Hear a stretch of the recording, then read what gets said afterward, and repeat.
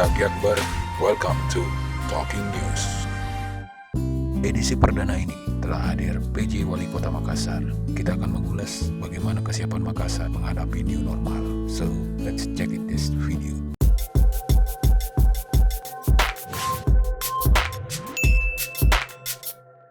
Kemarin ada yang menarik Pak, banyak yang tanya kenapa ini Pemkot sering berbenturan dengan Pemprov. Oh, ini pertanyaan yang menarik, tapi tidak mungkin lah ya pemerintah provinsi kabupaten adalah satu tingkatan pemerintahan sebagai bagian dari NKRI, jadi tidak ya. Dan kami sebagai PJ, apalagi PJ itu filosofinya adalah menggantikan posisi gubernur di tugas itu, sehingga sebenarnya PJ itu adalah menjalankan kebijakan gubernur yang tidak mungkin dari situ, maka dia menunjuklah orangnya. Itu filosofinya PJ.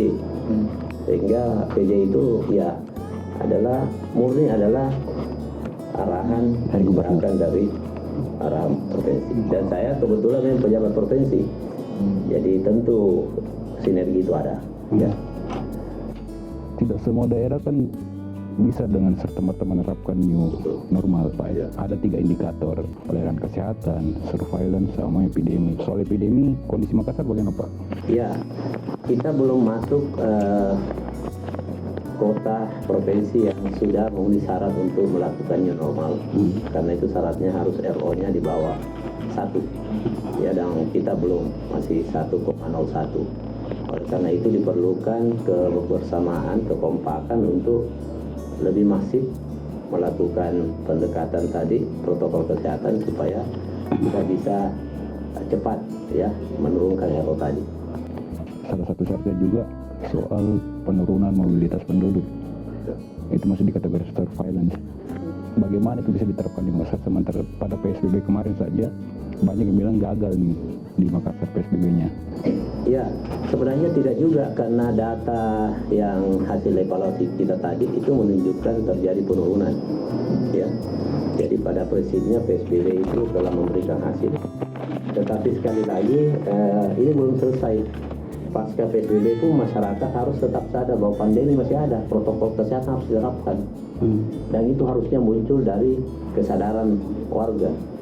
Makanya kami mendorong kesadaran waktu juga ini dengan memperkuat level RT RW, level LPM, supaya itu munculnya dari masyarakat. Kalau itu ada kesadaran, maka tentu ini akan lebih cepat. Nah, caranya itu bagaimana Pak? Caranya adalah memasifkan edukasi, memasifkan informasi, dan yang kedua adalah memberikan peran aktif kepada lembaga-lembaga masyarakat di level desa, karena dialah yang tahu betul kondisi masyarakatnya secara real, termasuk mobilitas penduduk, siapa yang sakit, siapa yang kelompok rentan, termasuk siapa yang mungkin memiliki potensi untuk terpapar. Kalau itu ada, maka tentu informasi itu bisa cepat direspon oleh pemerintah di level di atasnya.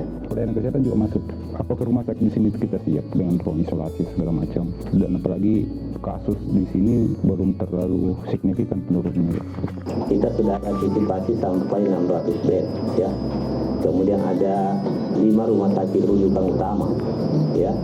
Kemudian kita sudah memiliki fasilitas yang memungkinkan untuk melakukan rapid, ya. Jadi tantangan kita sebenarnya adalah bagaimana mempercepat atau memutus lokal transmisi, karena fakta sekarang lokal transmisi yang terjadi. Caranya apa?